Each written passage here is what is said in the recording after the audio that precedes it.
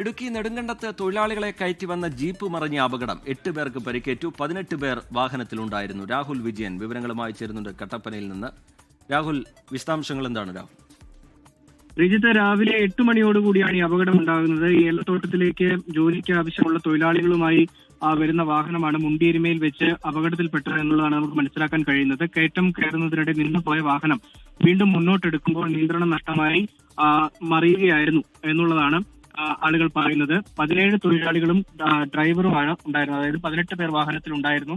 അതിൽ 8 പേർക്കാണ് പരിക്കേറ്റിരിക്കുന്നത്. ആരുടെയും പരിക്ക് ഗുരുതരമല്ല എന്നുള്ളത് ആശ്വാസകരമായ കാര്യമാണ്. തമിഴ്നാട് കോമ്പൈ അടിവാരത്തു നിന്നുള്ള തൊഴിലാളികളാണ് ഈ വാഹനത്തിൽ ഉണ്ടായിരുന്നത്. നാട്ടുകാരും അതുപോലെ തന്നെ ഫയർഫോഴ്സും എത്തിയാണ് ഈ രക്ഷാപ്രവർത്തനം നടത്തിയത്.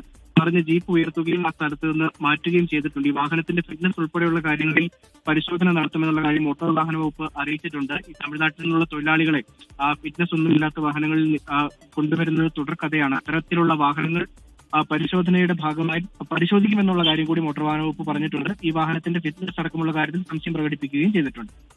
ലോകത്തെവിടെയായാലും ഏത് സമയത്തും 24 വാർത്തകളും ഓഗ്മെന്റഡ് റിയാലിറ്റി പാക്കേജുകളും എക്സ്പ്ലെയിനറുകളും വിശദമായി കാണാൻ ഞങ്ങളുടെ യൂട്യൂബ് ചാനൽ നിങ്ങൾക്ക് സബ്സ്ക്രൈബ് ചെയ്യാം.